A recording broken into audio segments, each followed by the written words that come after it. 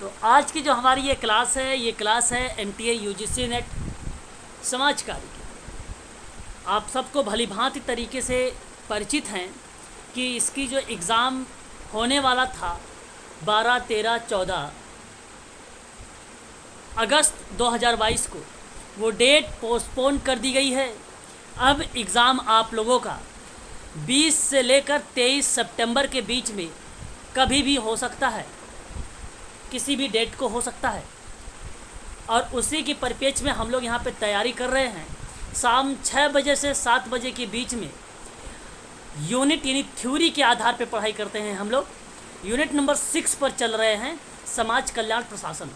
समाज कल्याण प्रशासन के अंतर्गत हम लोग बात कर रहे हैं क्षेत्रों पर।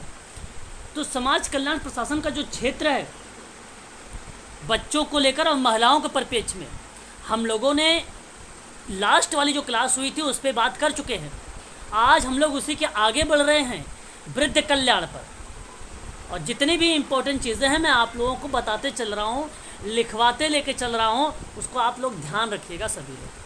शुरुआत में आप लोगों को मैं रिकॉल भी करवा देता हूँ।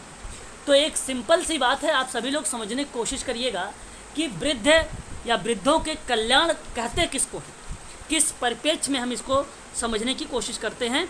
तो आप सभी लोग जानते हो कि आधुनिकीकरण का ये दौर चल रहा है आज का समय, और पुराने मूल्य ढहते नज़र आ रहे हैं। ढहते का मतलब क्या होता है कि जो पहले की सिस्टम थे उसमें मॉडिफाई करते नज़र आ रहे हैं हम लोग, जिसमें वृद्धों के कल्याण की बात सामने आज के दौर में रखा जाता है।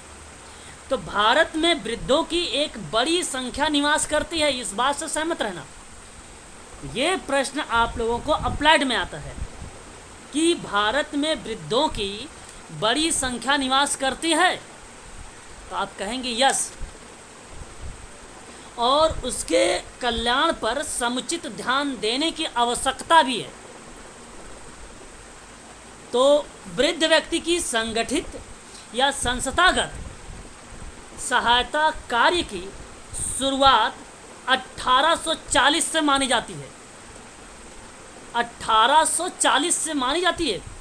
यदि एग्ज़ाम में प्रश्न बने कि भारत में वृद्धों की एक बड़ी संख्या निवास करती है और वृद्ध व्यक्तियों की सहायता के लिए संगठित और संस्थागत सहायता के लिए कार्य जो शुरुआत हुआ है वो 1840 सही मानी जाती है, तो आप लोग बताइएगा कि 1840 से ये मानी जाती है, और ये ऑप्शन आपका हमेशा सही माना जाएगा।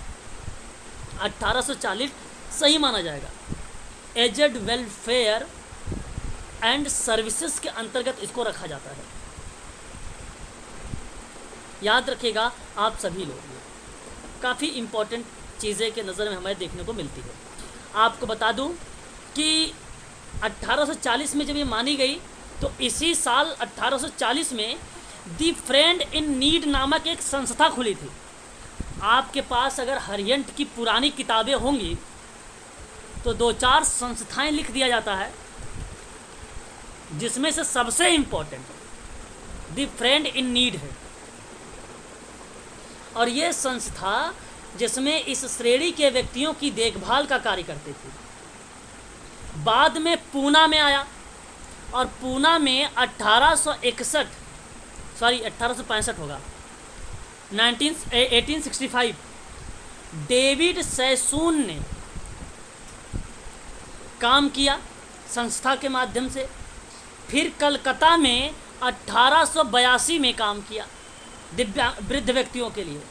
और ये संस्थाएं जो खोई गई वो अनेक राज्यों में, नगरों में अपनी शाखाएं खोली, और स्वयं सेवी संस्था का अस्तित्व सामने रखा गया।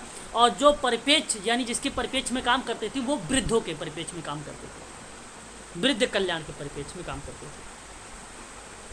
हालांकि कुल 9 संस्थाएं थी। राष्ट्रीय स्तर पर सन 1961 में राज्य सरकार ने वृद्ध पेंशन योजना के परिप्रेक्ष्य में काम किया। तो ये चीज़ें हैं, आप लोग इसको ध्यान रखिएगा, है ना, इम्पोर्टेंट है ये सभी के सभी। चलिए आप बताइए जरा मुझे, राष्ट्रीय वृद्धजन परिषद की स्थापना कब हुई? फैक्ट को समझिए।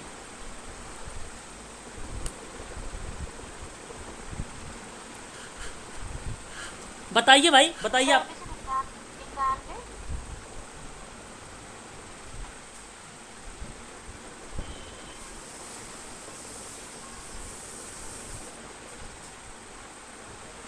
हाँ, सही जवाब आया भाई, 1999।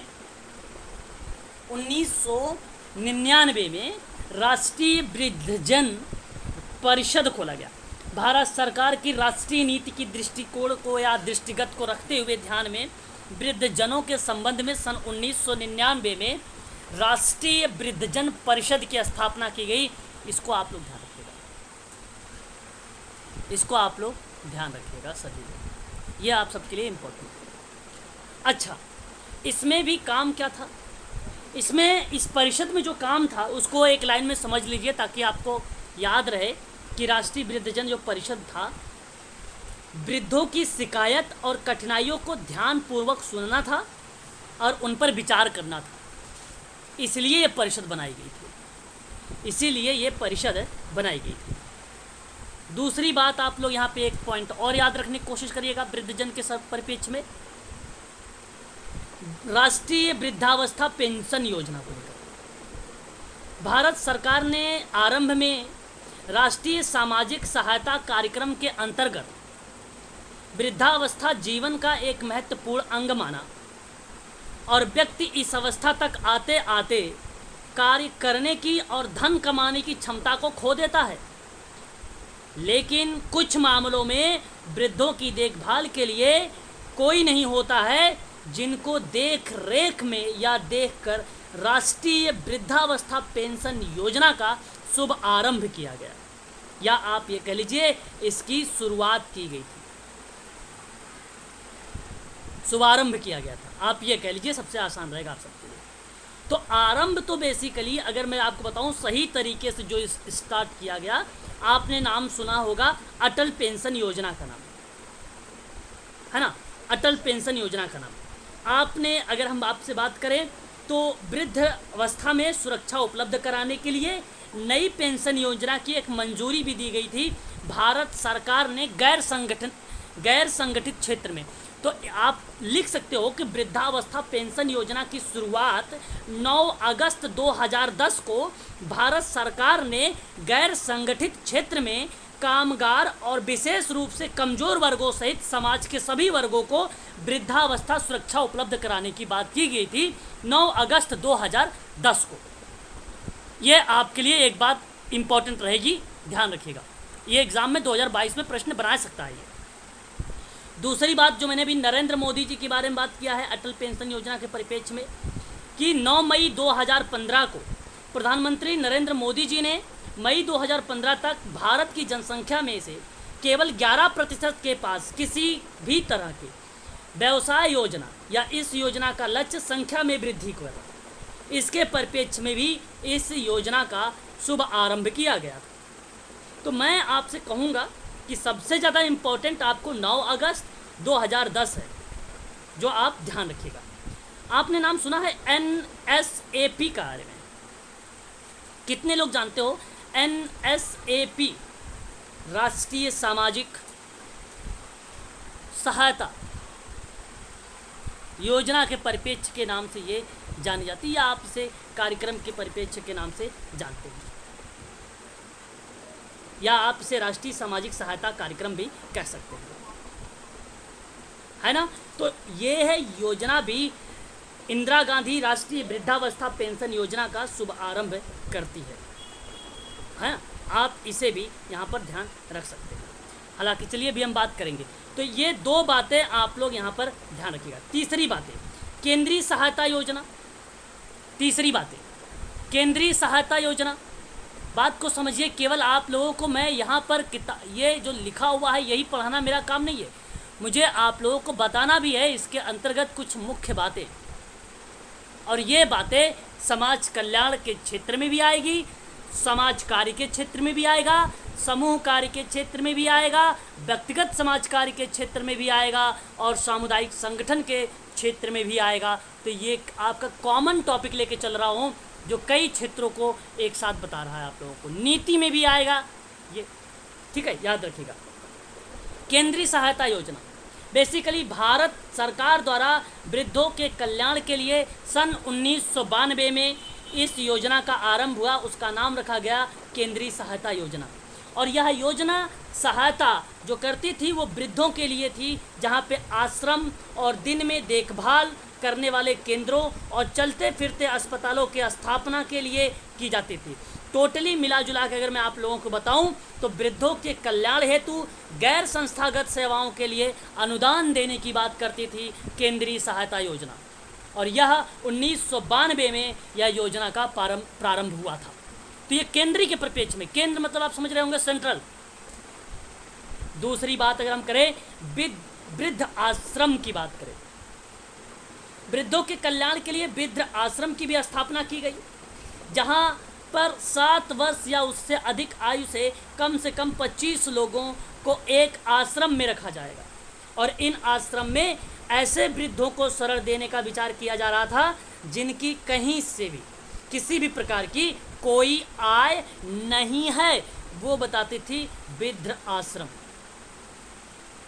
आपने नाम सुना होगा डे केयर सेंटर के बारे में। डे केयर सेंटर क्या होता है? इन सेंटर का संचालन ग्रामीण और जनजातीय क्षेत्रों में होता है। एग्जाम में प्रश्न बनता है डे केयर सेंटर को लेकर, किन क्षेत्रों पर रहता है ये?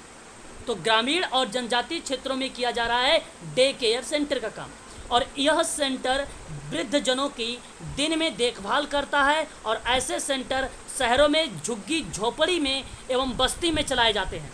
और यह सेंटर स्वयंसेवी संगठनों द्वारा चलाए जाते हैं जिन्हें शासन द्वारा सहायता प्रदान की जाती है। याद रखेंगे डे केयर सेंटर के बारे में भी थोड़ी सी। वृद्धों के लिए चिकित्सा सेवाएं भी हैं, आप जानते हैं, जो सोशल वर्क नंबर 1 पे रखा गया है समाज कार्य को। वृद्धजनों को चिकित्सा सुविधा भी प्रोवाइड की जाती है। समाज के प्रत्येक क्षेत्र में चल चिकित्सा सेवा योजना प्रारंभ की गई है, जिस योजना के क्रियान्वयन के लिए कुशल और अनुभवी स्वयंसेवी संगठन को भारत सरकार द्वारा अनुदान दिया जाता है। वो वृद्धों के लिए चिकित्साएं सेवाएं दी जाती हैं। वृद्धों के लिए गैर संस्थागत सेवाएं भी है, जिसको आप एनजीओ का काम करते हैं, एनजीओ बोलते हो। वृद्धों की कानूनी सलाह, पेंशन, मकान किराया, भत्ता, आय, बैंक आदि के कार्यों में सहायता प्रदान की जाती है। इसको बोला जाता है वृद्धों के लिए गैर संस्थागत सेवाएं भी तत्पर रहती है, उपलब्ध कराती रहती है। जैसे वृद्धों के लिए ऐनक होता है। ऐनक का मतलब क्या होता है? ऑप्टिकल। ऑप्टिकल का मतलब चश्मा है ना, ऐनक। तो आप चश्मे बनवाने का काम, सुनने के लिए यंत्र आदि दिलवाने की सहायता करती है कौन? गैर संस्थागत सेवाएं। आपने देखा भी होगा बहुत सारी एनजीओज हैं जो काम करती हैं ऐसे वृद्ध व्यक्तियों पर। उनके लिए जो है जांच करती है, पूरी बॉडीज़ की भी जांच करती है। समाज कल्याण संस्थाएं उससे संबंधित होती है ना। तो ये संस्थाएं जो होती हैं वृद्ध व्यक्तियों के लिए काम करती है। तो ये सारी चीज़ें हैं, आप लोग इसके बारे में भी ध्यान रखिएगा। काफ़ी इम्पोर्टेंट चीज़ें हैं यह आप सबके लिए। कोई दिक्कत? कोई दिक्कत नहीं?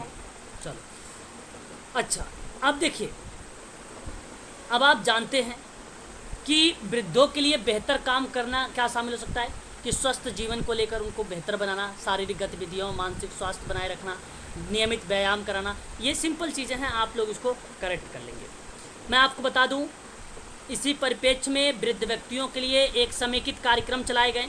ये लास्ट पॉइंट आप लोग को बता दूं मैं कि वृद्ध व्यक्तियों को मौलिक सुविधाएं जैसे आश्रय, भोजन, चिकित्सा देखभाल, मनोरंजन के अवसर प्रोवाइड कराना, सरकारी गैर सरकारी संगठन, एनजीओ, पंचायती राज संस्थाएं, स्थानीय निकाय व्यापक स्तर पर समुदाय की क्षमता का निर्माण के लिए समर्थन प्रदान करने के लिए माध्यम से सृजनशील और सक्रिय वृद्धावस्था में प्रोत्साहन देने के लिए वृद्ध व्यक्तियों के जीवन स्तर में सुधार लाने का काम करता है। और इसी परिप्रेक्ष्य में अगर मैं आपसे बात करूं तो एक माता पिता एवं वरिष्ठ नागरिक भरण पोषण और कल्याण अधिनियम था जो 2007 में लाया गया था, उसी के प्रति जागरूकता पैदा करता है। ये बात आप लोग ध्यान रखिएगा, ठीक है। तो वृद्धों के कल्याण के लिए आप लोगों को जो ये मैंने आपको बताया है अभी, अधिनियम 2007 का ये भी भूमिका निभाता है। जो वृद्धों के लिए राष्ट्रीय नीति है सन 1999, ये भी भूमिका निभाता है। इसको भी आप लोग जो है ध्यान रखिएगा। वृद्धों की देखभाल के लिए संयुक्त राष्ट्र महासंघ की भी बात आती है थोड़ी सी, जहाँ वियना में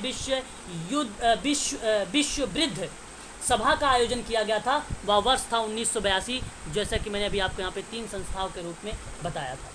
इसको भी आप लोग जो है ध्यान रखिएगा सभी को, ठीक है। इस तरीके की चीज़ें आप लोग ध्यान रखिए।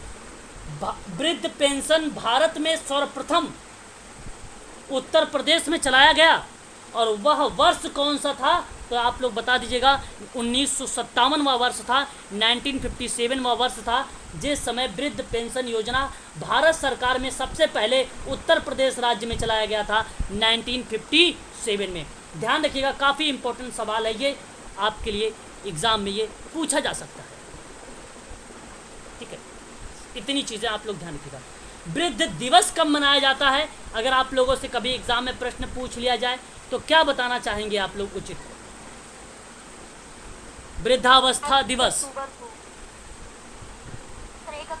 वेरी गुड, 1 अक्टूबर को वृद्ध अवस्था दिवस मनाया जाता है। इस चीज़ को आप सभी लोग ध्यान रखिएगा। और मैं आपको बता दूं कि पहली बार अंतर्राष्ट्रीय बुजुर्ग दिवस, वृद्धजन दिवस 1 अक्टूबर 1991 को मनाया गया था। और अपने वरिष्ठ नागरिकों का सम्मान करना और उसके संबंध में चिंतन करना और उनकी मूलभूत सुविधाओं का ध्यान रखना, इसीलिए अंतर्राष्ट्रीय वृद्ध दिवस 1 अक्टूबर को मनाया जाता है। इस चीज़ को आप लोग भी ध्यान रखेंगे सभी लोग। सारा मैंने इम्पोर्टेंट चीज़ें आप लोगों को बताया। 1 अक्टूबर को वृद्ध व्यक्तियों को अंतर्राष्ट्रीय दिवस के रूप में नामित किया गया है। मैं आपको बता दूं, ये नामित की जो प्रक्रिया थी 14 दिसंबर 1990 को संयुक्त राष्ट्र महासभा ने 14 दिसंबर 1990 को संयुक्त राष्ट्र महासभा ने 1 अक्टूबर को वृद्ध व्यक्तियों को अंतर्राष्ट्रीय दिवस के रूप में नामित कर दिया। और याद रखिएगा कि 1 अक्टूबर 1991 को वो पहली बार मनाया गया था। और 1982 में विश्व सभा ने एजिंग को अपनाया था, वृद्धावस्था को अपनाया था। एजिंग कब अपनाया था? 1982 में अपनाया था। ये भी बात आप लोग ध्यान रखिएगा। बस इतनी चीज़ें मैंने आपको वृद्धावस्था के संबंध में बताया, बहुत बातें बता दिया है। इससे बाहर कुछ भी नहीं आने वाला है, याद रखिएगा ये सारी चीज़ें। इससे बाहर एक बार आप लोग मुझसे बता दीजिए कि सारी चीज़ें स्पष्ट हो गई, तो फिर मैं आगे बढ़ जाऊँगा।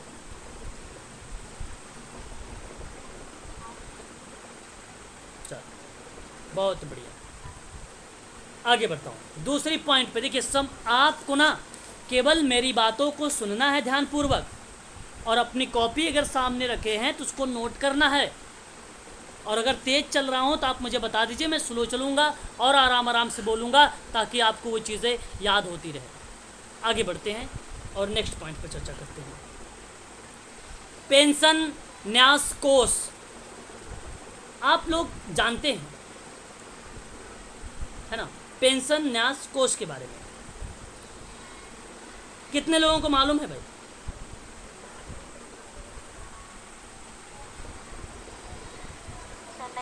नहीं पता? बता दूं मैं आपको। ये देखिए, जो पेंशन न्यास कोष है, बेसिकली पेंशन कोष नियामक और विकास प्राधिकरण के माध्यम से इसको देखा गया है। और इसके अंतर्गत अगर हम बात करें, जो पेंशन योजना है, लोगों को निवेश करना और अपनी राष्ट्रीय पेंशन प्रणाली को आगे लेके जाना, या एक प्रकार से आप ये कह लीजिए कि एक प्रकार से एक ऐसी योजनाएं हैं पेंशन न्यास योजना, जहां पे वृद्ध व्यक्ति की, महिला की या युवा वर्ग किसी भी व्यक्ति की और वृद्धावस्था में ये आपकी काफ़ी मदद करती है। ये आपकी काफ़ी मदद करती है पेंशन कोष योजना। कहीं कहीं इसे राष्ट्रीय पेंशन योजना के परिप्रेक्ष्य में भी जाना जाता है। और यह पेंशन योजना द्वारा वृद्धावस्था के दौरान उस समय वित्तीय सुरक्षा और अस्थायित्व दिया जाता है जब लोगों के पास आय का कोई नियमित रिसोर्सेज नहीं होते हैं। सेवानिवृत्त योजना द्वारा सुनिश्चित किया जाता है कि लोगों के पास प्रतिष्ठापूर्ण जीवन जीना और अपनी उम्र के बढ़ते या वर्षों में अपना जीवन स्तर किसी समझौते के बिना अच्छा बनाए रखने की सुविधा हो सके। इसीलिए राष्ट्रीय पेंशन कोष की बात की जाती है या पेंशन न्यास कोष की बात की जाती है या राष्ट्रीय पेंशन योजना की बात की जाती है। और संयुक्त राष्ट्र जनसंख्या प्रभाग के अकॉर्डिंग बताया गया कि भारत में जीवन प्रत्याशा वर्तमान में 65 वर्ष बढ़ाकर 2050 तक 75 वर्ष कर दी गई है।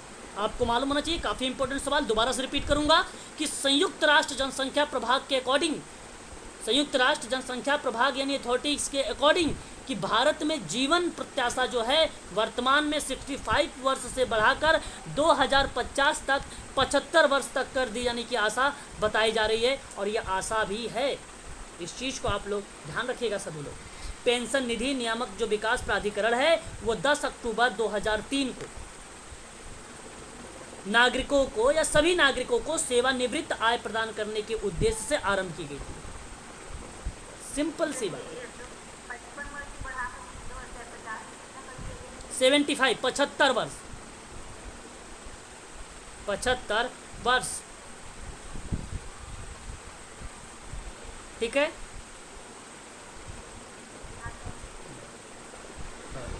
इतनी बात आप लोगों को ध्यान रखना है।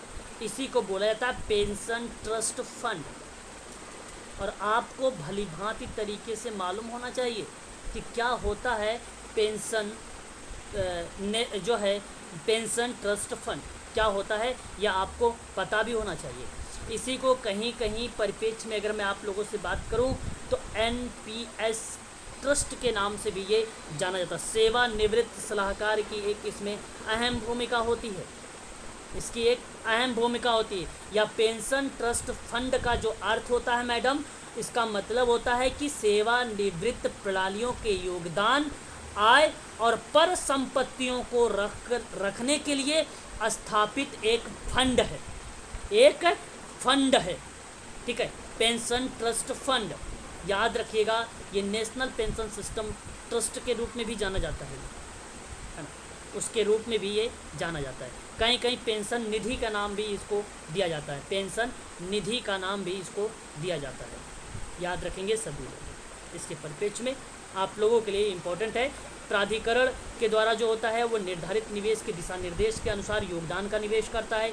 योजना पोर्टफोलियो का निर्माण होता है। अपने कार्यों के पुस्तक और रिकॉर्ड को बनाए रखने का काम होता है।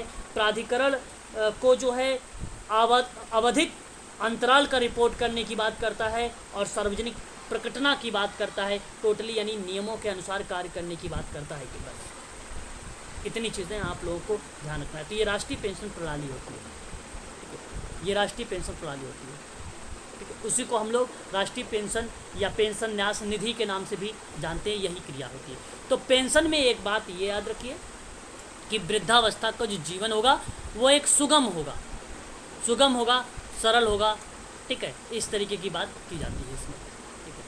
अब हम लोग बात कर लेते हैं, यहाँ पर इम्पोर्टेंट चीज़ और आ रही है हमारे सामने, हेल्पेज इंडिया। आप लोग भली भांति तरीके से हेल्पेज इंडिया के बारे में आप लोग जानते होंगे।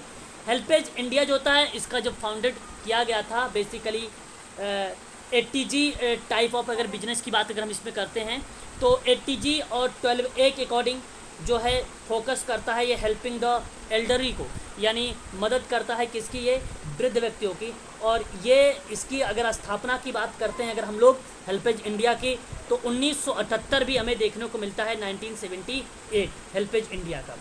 और अगर आपसे बोले कि इसकी जैसे आप लोगों ने चाइल्ड लाइन की बात, जो चिल्ड्रन गाइडलाइन था, है ना, चिल्ड्रन क्या नाम था उसका, चाइल्ड लाइन, आपने हाँ जीरो बिल्लुमेरिया के बारे में आपने पढ़ा था। ठीक उसी प्रकार से हो सकता है हेल्पेज इंडिया के बारे में पूछ ले तो सेसिल जैक्सन कोल का नाम आता है, ये भी आप याद रखिएगा। हो सकता है आप लोगों से इसका भी नाम पूछ ले, इसकी स्थापना में किसकी भूमिका है। तो सेसिल, है ना, जैक्सन कोल, इनकी स्थापना की भूमिका इन्हीं की आती है सन 1978 में। ये एक इंडिया का एक भारतीय संगठन है जो बड़ों की चिंताओं पर केंद्रित है, यानी वृद्ध व्यक्तियों की चिंताओं पर केंद्रित है। सन 1978 में स्थापित किया गया। इसका मिशन यही था कि वंचित वृद्ध व्यक्तियों के कारण और देखभाल के लिए काम करना और उनके जीवन की गुणवत्ता में सुधार करने की बात ये करता था हेल्पेज इंडिया। HelpAge India. और आगे अगर बात करते हैं तो भारत में हेल्पेज इंडिया यहाँ पर बात की जा रही है 1980, तो आप 1978 भी यहाँ पे करें, 1978 आपका करेक्ट माना जाएगा। 1978 हेल्पेज इंडिया है ना। मिस्टर जैक्सन कोल और सैमसल डेनियल की भी कभी कभी हम लोग संस्थापक के रूप में इनकी भूमिका देख लेते हैं। सैमसन डेनियल, ठीक है, याद रखिएगा हेल्पेज इंडिया को इतनी बात। बुजुर्गों की मदद करता है ये। आपको बता दूं ये हेल्पेज इंडिया है कहाँ? नई दिल्ली में C14 कुतुब इंस्टीट्यूट या इंस्टीट्यूशनल एरिया, न्यू दिल्ली 191100 जो है 16। ये आपका पड़ता है दिल्ली में लाडो सराय के साइड में, कटवरिया रोड की साइड पड़ता है ये, है ना, HelpAge India. Sir last number बताया। ये तो मैंने पिन कोड बताया है, वहाँ का पिन कोड जहाँ पे है वो, है ना, नई दिल्ली का पिन कोड है ये। तो हेल्पेज इंडिया की शुरुआत बेसिकली जब दशक की बात हम करते हैं तो 1960 की दशक की शुरुआत माना जाता है इसका। और ये लोकसभा के स्पीकर ने यूनाइटेड किंगडम के हाउस ऑफ कॉमन्स में एक समकक्ष मुलाकात की थी जो हेल्प द एजेड के मादक सचिव थे, है ना।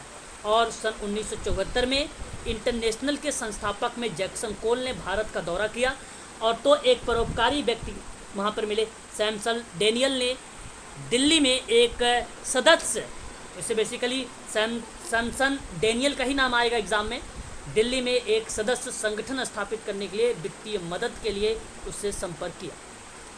तो हेल्पेज इंडिया जो है ये काफ़ी इम्पोर्टेंट है आप सबके लिए, आप सबसे हो सकता है ये एग्ज़ाम में पूछा जा सकता है। बुजुर्ग अधिकार की बात करता है, एल्डर केयर की बात करता है, समर्थक भी इसके अंतर्गत बहुत आते हैं, कॉर्पोरेट एंड व्यावसायिक जो आते वो भी इसमें संबंध में जो भी संस्थाएं वो भी आएगा। ट्रस्ट और फाउंडेशन जो है वो भी इसी परिप्रेक्ष्य में आता है। इनके लिए विभिन्न प्रकार के कार्यक्रम चलाए जाते हैं। मोबाइल हेल्थ केयर यूनिट से एक कार्यक्रम है वो चलाया जाता है, ठीक है। दृष्टि की बहाली के लिए एक कार्यक्रम चलाया जिसमें 62% बुजुर्ग को मोतियाबिंद के अंधेपन से पीड़ित बताया गया था। कैंसर और उपशमक देखभाल के लिए चलाया जाता है। जरा चिकित्सा आप लोग जानते होंगे, जरा चिकित्सा को जेरोंटोलॉजी कहा जाता है और हालांकि ये शब्द की शुरुआत फ्रांसिस किर्क का नाम आता है और फिलीपींस के बारे में अगर हम बात करते हैं तो इनकी पहली किताब के रूप में आता है जरा चिकित्सा में। आप लोग ध्यान रखिएगा सभी लोग। क्लियर हो गया? वृद्ध व्यक्तियों का जब आप अध्ययन करेंगे तो क्या बोला जाता है उसको? जेरोंटोलॉजी, जरा विज्ञान कहा जाता है। और ये शब्द सबसे पहले अगर कोई शुरुआत किया है फ्रांसिस किर्क ने किया था और किताबों के रूप में जब एजिंग बुक की बात किया तो उसका नाम आता है फिलीपींस, फिलीपींस का नाम आता है। बस अब ऐसी कोई चीज़ नहीं है जो मैंने आप लोगों के लिए छोड़ दिया जी। सर एक बार एज बताइए, हेल्पेज इंडिया में किस एज में लेते हैं और ये पेंशन याद रखना। कितने एज को लेते हैं हेल्पेज इंडिया में, आप ये कहना चाहते हैं? हाँ सर, इसमें भी और न्यास बात दोनों। देखिए मैडम, वृद्ध व्यक्तियों की जो आय वो 60 मानी जाती है ना। हम बात कर रहे हैं वृद्ध व्यक्ति के परिप्रेक्ष्य में, बुजुर्ग के साथ अगर दुर्व्यवहार कोई होता है तो हमारे सिंपल सी बात है 60 वर्ष की बात होती है। हम काउंट तभी करते हैं उसको अगर उसके पास अगर 60 वर्ष का अगर हो जाता है तभी हम उसकी मदद करते हैं, चाहे वो रेलवे विभाग का, चाहे वो फ्लाइट हो, किसी भी चीज़ क्षेत्र में अगर हम उसको मदद कर रहे हैं आर्थिक रूप से भी, जैसे हमने छूट दे रहे हैं, तो अगर वो व्यक्ति 60 वर्ष का हो जाता है तभी देते हैं। 60 वर्ष से नीचे रहेगा तो हम उसकी मदद नहीं कर पाते हैं। तो 60 वर्ष आप सभी लोगों को ध्यान रखना है। पहले 55 वर्ष था, देखिए एक्चुअली क्या है कि वृद्धाश्रम में डे केयर सेंटर में साफ शब्दों में कहा गया है कि हेल्पेज में पूरे भारत में 60 से अधिक श्रमों के समर्थन के लिए वृद्ध व्यक्तियों की जो आयु को रखाया गया था वो 60 बताया गया है, 60 वर्ष बताया गया। पहले ना 55 वर्ष हुआ करता था, लेकिन कौन से सन में इसको दृष्टि दिया गया है सर वो पता नहीं। हेल्पेज इंडिया में 55 वर्ष नहीं नहीं, ये नहीं हेल्पेज में नहीं बोल रही थी, पहले की आयु से सर 55 वर्ष ठीक है। आपकी थी कुछ वृद्ध व्यक्तियों की आयु, हाँ, बेसिकली जो एग्जैक्ट अगर हम बात करते हैं, आप ध्यान से मेरी बात सुन लीजिए। एक मैं रिपोर्ट बता रहा हूँ, UN वर्ल्ड पॉपुलेशन, आपको मैं UPSC के बिहाफ पे बात कर रहा हूँ। Population ageing report, UN world population ageing report के अकॉर्डिंग भारत की वृद्ध आबादी 60 वर्ष और उससे अधिक आयु के लोग का वर्ष 2050 तक का वर्तमान में लगभग 8% के स्तर से बढ़कर लगभग 20% हो जाने का अनुमान बताया गया है। और इसी में बताया गया है 2016 में, इसी के अकॉर्डिंग बात कर रहा हूँ, 2016 में भारत में 60 वर्ष से अधिक आयु वर्ग के लोगों को हम वृद्ध अवस्था के अंतर्गत रखते हैं, वृद्ध अवस्था के अंतर्गत रखते हैं। इसकी उम्र औसतन यही बताया गया है बुढ़ापे को। हाँ, अगर आप बात करें अलग अलग किसी किताबों के आधार पे, अगर मैं बात करूं, किसी स्टेटमेंट के आधार पे बात करूं, तो वो कहता है 55 वर्ष प्लस, कोई कहता है 50 वर्ष प्लस, कोई कहता है 18 वर्ष। 18 वर्ष में अगर मैं बात करूं, जीन पियाजे का ही नाम आ जाता है। 18 वर्ष के बाद की वो सारी बातें जो आती है वो किस में शामिल कर लिया उसने, अपनी चौथी अवस्था में सभी को रख लिया। तो हालांकि इतना डीप में नहीं जाएगा 18 वर्ष वगैरह में, लेकिन आप 60 वर्ष को ही ध्यान में रखें, 55 वर्ष को ध्यान में ना रखें। 55 अगर ध्यान में रख रहे हैं तो प्रश्न का पैटर्न क्या कहेगा, उसके आधार पे आपको मॉडिफाई करना पड़ेगा, प्रश्न का पैटर्न क्या कहेगा, है ना। तो आप 60 वर्ष को ध्यान रखें सभी लोग। तो वृद्धावस्था की जो उम्र है ना, वो आपका 60 प्लस रखा गया है, 60 प्लस रखा गया है। क्लियर है मैडम, बता दीजिए, बोल दीजिए एक बार। जी सर, ओके।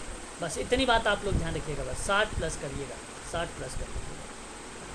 चलिए, तो आगे बढ़ते हैं इसी क्रम में हम लोग। और आगे हमारे सामने आता है वृद्धायु आवास गृह है ये। अच्छा, वही वृद्धायु आवास गृह के परिपेक्ष में जो मैंने अभी आश्रम वगैरह की बात करा, डे केयर वगैरह की बात कर रहे हैं, वही चीज़ें इसमें आती हैं। बाकी इसके अंतर्गत कुछ ऐसी चीज़ें नहीं है। आगे इसमें एक पॉइंट और है हमारे सामने, अनुसूचित जाति एवं अनुसूचित जनजाति, है ना। मैं आपको बता दूं, अनुसूचित जाति अनुसूचित जनजाति अत्याचार एक निवारण अधिनियम है। जब आपके सामने ये बात आता है तो वो आप सीधा एक वर्ष लगाते हैं 11 सितंबर 1989। ये आप ध्यान रखिएगा, आप सबके लिए इम्पोर्टेंट है। तो उसी हालांकि एक तो ये एक्ट तो है ही है, लेकिन इनके परिपेक्ष में अगर मैं आप लोगों से बात करूं तो इनके लिए भी कुछ कल्याण की बातें की गई हैं, कुछ कल्याण की बातें की गई हैं। तो क्या कल्याण हो सकता है? बेसिकली ये कमज़ोर वर्ग के अंतर्गत रखे गए हैं। इसमें जो है प्रत्येक समाज में सामाजिक आर्थिक स्तर पर पाया जाता है, और इस प्रकार के स्तरीकरण के कारण ही कुछ लोग सामाजिक आर्थिक विकास में पिछड़ जाते हैं। तो भारत में पिछड़े वर्गों के विकास के लिए विभिन्न प्रकार की योजनाएं चलाई गई। तो इसके लिए अनुसूचित जाति के विकास की बात किया गया, अनुसूचित जनजाति के लिए विकास की बात की गई।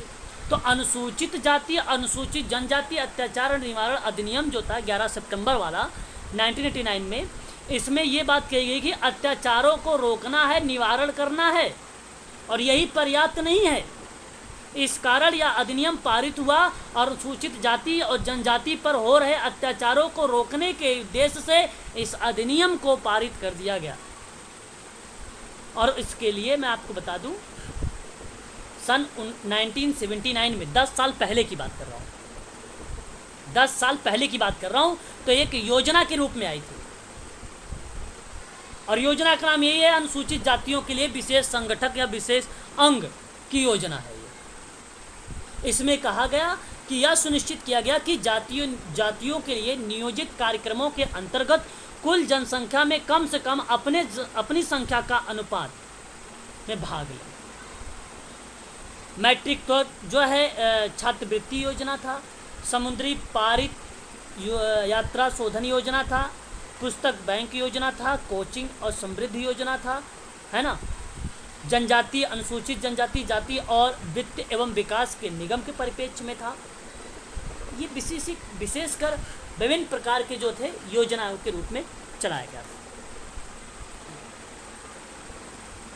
अनुसूचित जाति और जनजातियों का कल्याण कि जब बारे में हम बात करते हैं तो आपको बता दूं, भारत सरकार द्वारा 100% केंद्रीय सहायता उपलब्ध कराई जाती है और इस योजना के अंतर्गत अनुसूचित जनजातियों के व्यक्तियों के सामाजिक पॉइंट को ध्यान रखिए, सामाजिक, आर्थिक, शैक्षिक विकास हेतु प्रावधान तैयार करके जनजातीय कार्य मंत्रालय भारत सरकार को उपलब्ध कराए जाते हैं।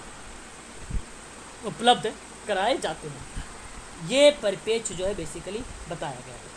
इन्हीं के परिप्रेक्ष्य में अगर मैं आप लोगों से बात करूं तो अनुसूचित जाति कल्याण के संबंध में छात्रवृत्ति देना, परामर्श देना, है ना, शिक्षा की बात करना,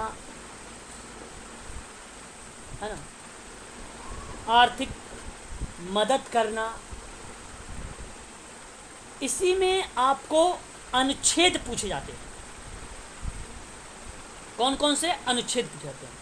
अभी एग्जाम में आप लोगों को एक प्रश्न आया था 2021 में, मैं पेपर करवा चुका हूँ, अभी याद आ जाएगा तुरंत आप लोगों को।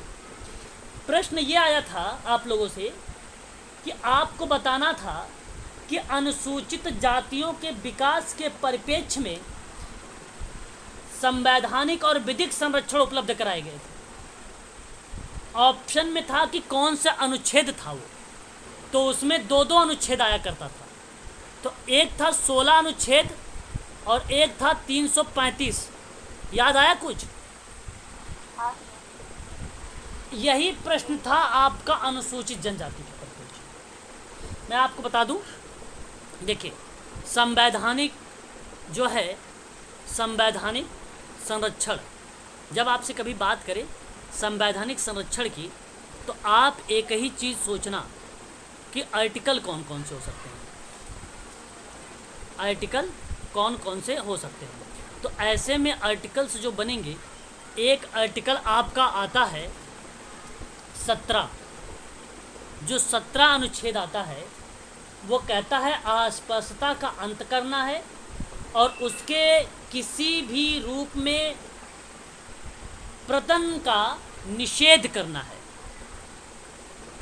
टोटली मिला जुला के अनटचेबिलिटी का अंत, यानी एक प्रकार से अस्पृश्यता, छुआछूत का अंत करना है। ये अनुसूचित जातियों के विकास के परिप्रेक्ष्य में अनुच्छेद है, पहली बात। दूसरी बात अगर हम करें तो भारतीय संविधान में अनुच्छेद 16 और 335 के अंतर्गत सरकारी सेवाओं में आरक्षण का प्रावधान था। सरकारी सेवाओं में आरक्षण का प्रावधान किस अनुच्छेद में है? अनुच्छेद 16 और अनुच्छेद 335। अनुच्छेद 16 क्या है?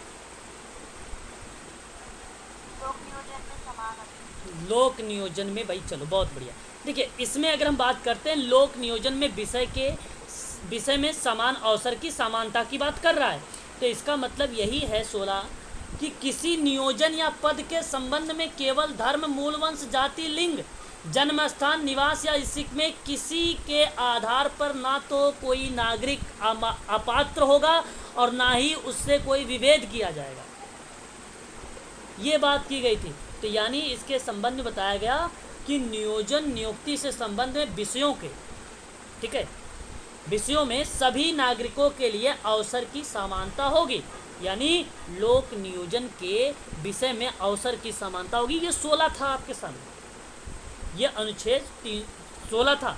और जब हम बात करते हैं अनुच्छेद 335, तो अनुच्छेद 335 क्या कहता है कि सेवाओं और पदों के लिए अनुसूचित जाति और अनुसूचित जनजाति के दावे की बात कर रहा है।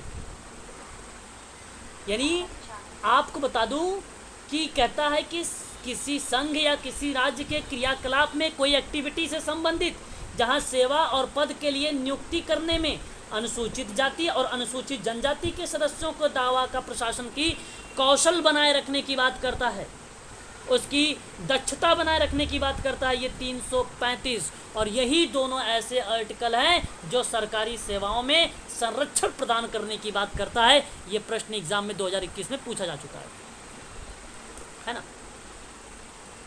थोड़ा सा ध्यान रखना चाहिए। क्लास थोड़ी सी लंबी तो बन रही क्योंकि हमारे पास समय मिल गया है 1 महीने का, इसलिए मैं थोड़ा सा यूनिट नंबर 6 से प्रश्न पूछे जाते हैं, इसलिए आपको बता देता हूँ, ठीक है, तो ध्यान रखिएगा। आगे बात करते हैं अनुच्छेद, अगर हम बात करते हैं 46, अनुच्छेद 46 क्या कहता है? अनुच्छेद 46 क्या बोलता है? कोई बालक बताए भाई। नेहा, रतिका।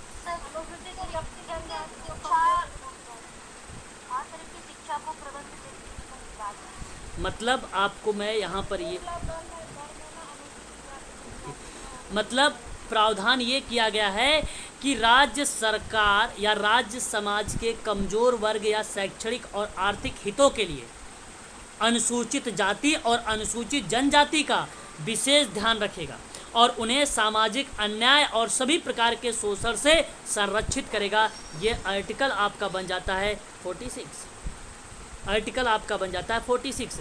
अनुसूचित जाति, अनुसूचित जनजाति और अन्य दुर्बल वर्गों के शिक्षा और अर्थ संबंधित हितों की समृद्धि की बात करता है अनुच्छेद 46।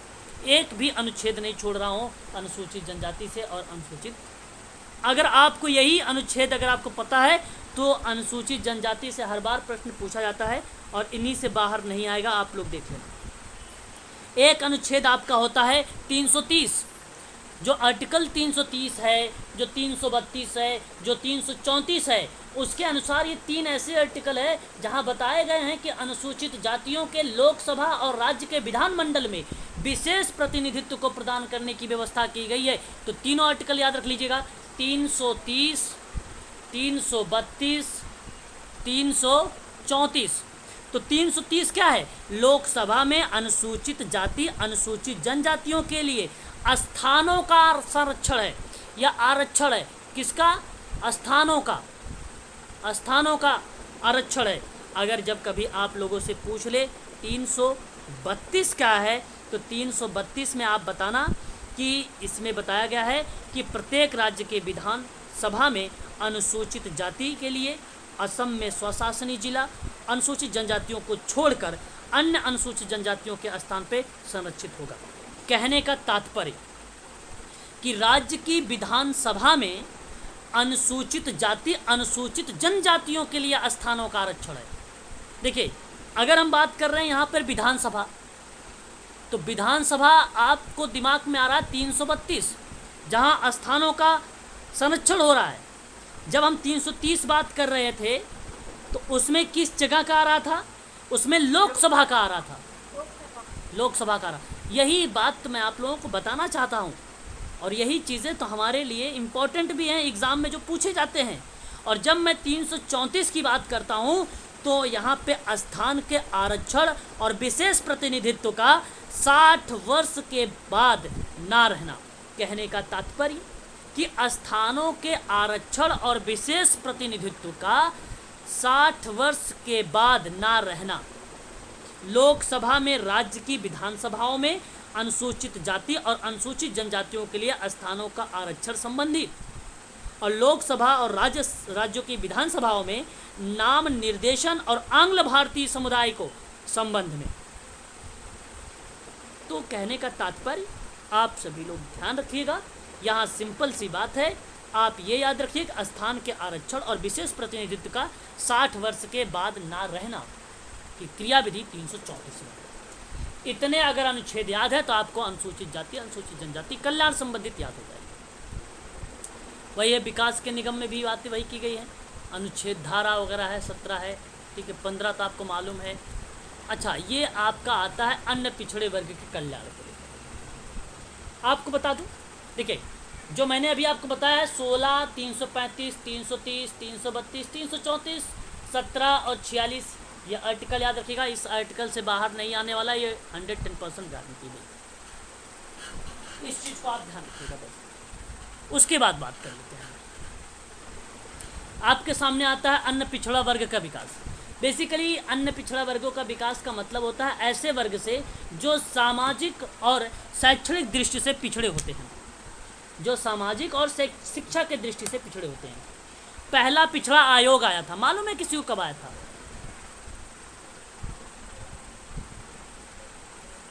सर 1955। 1955। शाबाश, बहुत बढ़िया, बहुत बढ़िया जवाब आपको बता दिया आपने, बहुत बढ़िया बताया।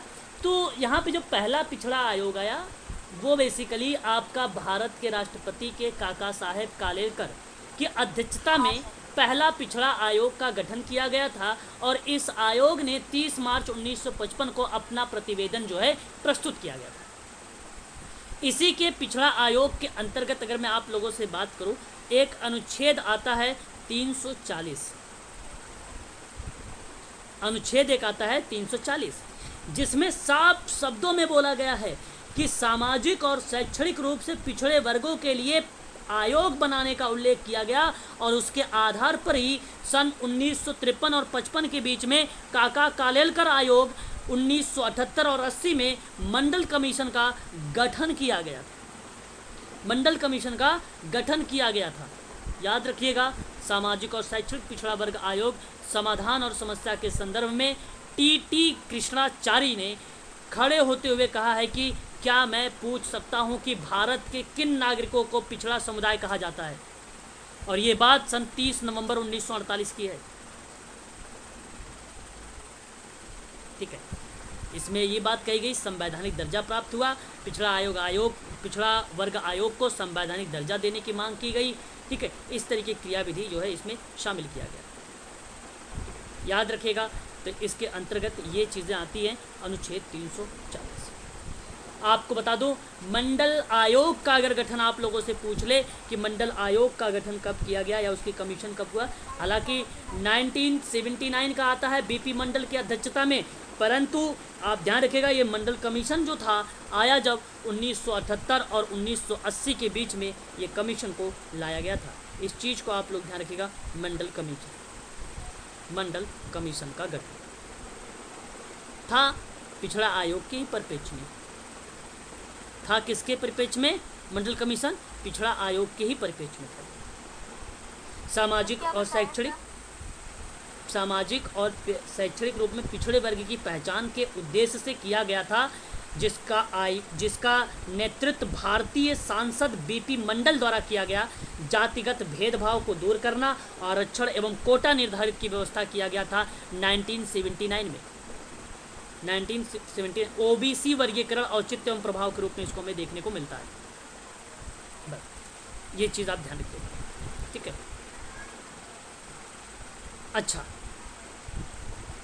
इसके परिप्रेक्ष्य में अगर हम बात करते हैं तो हमारे सामने नागरिकों के सामाजिक और शैक्षणिक रूप से पिछड़े वर्गों की प्रगति मिलती है, सिफारिश की गई, उपाय दिया गया, विभिन्न प्रकार की एक्टिविटी जो है इसमें किया गया। तो वो था आपका पिछड़ा वर्ग से संबंधित। तो पिछड़े वर्ग के परिप्रेक्ष्य में, ओबीसी के परिप्रेक्ष्य में इतना तो आप सबके लिए काफ़ी है। बस 2 मंडल के बारे में आप ध्यान रखिएगा, इससे काफ़ी है ना। जहाँ पे पिछड़ेपन को निर्धारण करना, सामाजिक, आर्थिक और शैक्षणिक संकेतों का इस्तेमाल करना, ठीक है, ये मंडल आयोग की भूमिका थी। मंडल आयोग की भूमिका थी। विधिक व्यवस्थाओं की बात किया गया।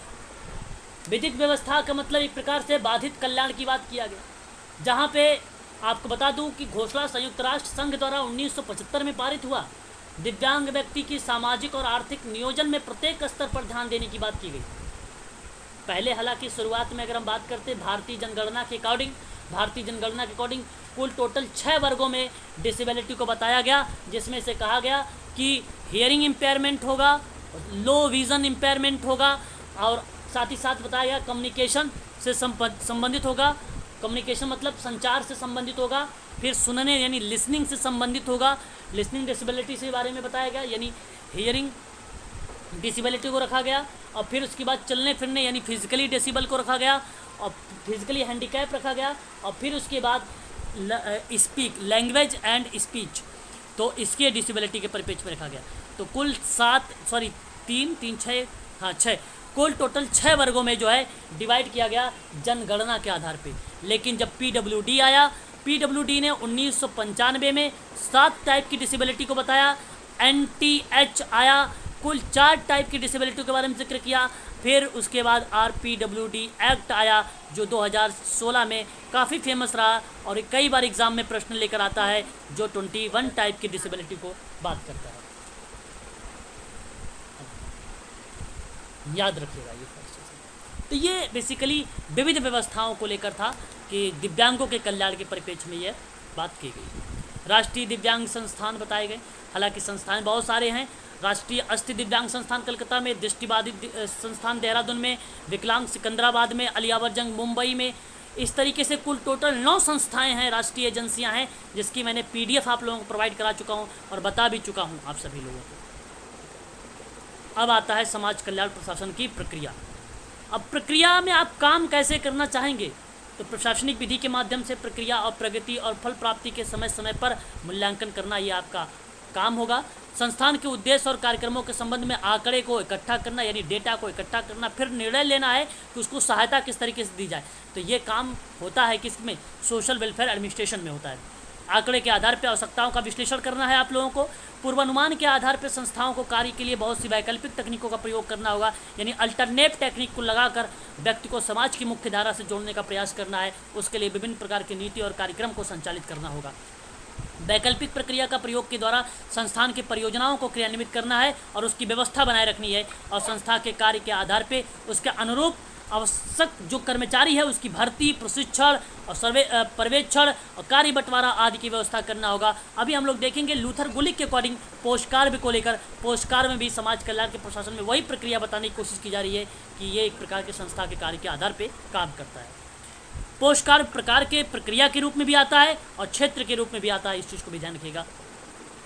संस्था के उद्देश्य की प्राप्ति के लिए समुचित उपाय करना, क्रिया का विविध तरीके से तकनीकी को नियंत्रण उपयोग में लाना, फिर कार्यविधि के दौरान में सुदृढ़ बनाना और आंकड़े को संग्रह करना, अभिलेख बनाना, विश्लेषण करना, धनराशि का सदुपयोग करना ना कि दुरुपयोग करना है, और वित्तीय गतिविधियां या क्रियाविधियों का निर्धारण करना है। संचार में प्रभावशाली और जनसंपर्क की व्यवस्था करना है। समय समय में कार्य और प्रयोग में लाए जाने वाली विधियों और मूल्यांकन करना है। ये सारी चीज़ें हमें देखने को मिलती है। लोक प्रशासन क्या होता है? लोक प्रशासन का अर्थ अगर हम बात करें, पहला है लोक, दूसरा है प्रशासन। प्रशासन कार्यों में प्रबंध और उसका पूरा करने की क्रिया है। किसी क्षेत्र में विशिष्ट शासन और किन्हीं मानव प्रबंधन की गतिविधियों के प्रशासन को हम प्रशासन कहते हैं, एडमिनिस्ट्रेशन कहते हैं। जब यह सार्वजनिक हित के लिए किया जाता है तो उसे हम लोग लोक प्रशासन कहते हैं। और लोक प्रशासन जनता के हित के लिए सरकार द्वारा किया गया संगठित कार्य होता है, उसी को हम लोग लोक प्रशासन का नाम देते हैं। तो आप समझ गए हैं, लोक तो पब्लिक से, प्रशासन से आप समझ गए कि जहाँ पे कार्यों का प्रबंधन किया जा रहा है, किसी विशिष्ट शासन और किसी विशिष्ट क्षेत्रों में मैनेजमेंट किया जा रहा है, और वह मैनेजमेंट हो रहा है, सार्वजनिक हो रहा है, लोक का हो रहा है, पब्लिक का हो रहा है, इसलिए उसको लोक प्रशासन कहेंगे। इस चीज़ को भी आप लोग ध्यान रखेंगे सभी लोग। आगे बात करते हैं लोक प्रशासन की रणनीति। एक व्यवहारिक शाखा होती है जिसमें राज्य की प्रशासनिक और शासन के उस भाग का है जहाँ पे नीतियों का क्रियान्वयन होता है, बस उसी को लोक प्रशासन होते हैं। अब लोक प्रशासन की परिभाषा है, मैं आपको क्या बताऊं, आप जानते भी हैं। यहाँ पे Luther Gulik is the very very most important विद्वान। इसने कहा कि लोक प्रशासन वह भाग है जिसका संबंध सरकार से है। मुख्य रूप में उनकी कार्यपालिका की एक शाखा का संबंध है, वहाँ सरकार का कार्य किया जाता है, उसी को हम लोग क्या बोलते हैं, लोक प्रशासन बोलते हैं। लोक प्रशासन लोक पदाधिकारियों के समस्त कार्यों के सम्मिलित है, जिसका संबंध प्रशासन से है, चाहे वह व्यक्तिगत प्रशासन हो चाहे वह कलर का कार्य हो। बस सिंपल सी बात है। लोक प्रशासन में केवल एक परिभाषा याद रख लीजिए आप लोग, बाकी डीप में जाने की जरूरत नहीं है आप लोगों को। यह महत्व है, इंपॉर्टेंस उसकी बताई जा रही है। सुरक्षा प्रशासन क्या है? सामाजिक सुरक्षा एक अधिनियम आया था सन 1935 में माना जाता है, और वही सामाजिक सुरक्षा के शब्दों के परिप्रेक्ष्य में औपचारिक रूप से देखा गया सन 1935 में माना गया कि सुरक्षा प्रशासन है, जबकि प्रथम बार में अमेरिका में सामाजिक सुरक्षा अधिनियम पारित हुआ था। और इसी वर्ष में बेरोजगारी, बीमारी, वृद्धावस्था बीमा की समस्या का समाधान करने के लिए सामाजिक सुरक्षा बोर्ड का गठन किया गया 1935 में। सामाजिक सुरक्षा बोर्ड का गठन कब हुआ? 1935 में। बाद में 3 वर्ष बाद 1938 में सामाजिक सुरक्षा शब्द का एक प्रयोग न्यूजीलैंड में किया गया, जो पहली बार बड़े पैमाने पर योजना लागू कर दी गई। हालांकि न्यूजीलैंड को छोड़ दीजिए, सामाजिक सुरक्षा को बोर्ड को याद रखिए, बस 1935 काफ़ी है आप सबके लिए।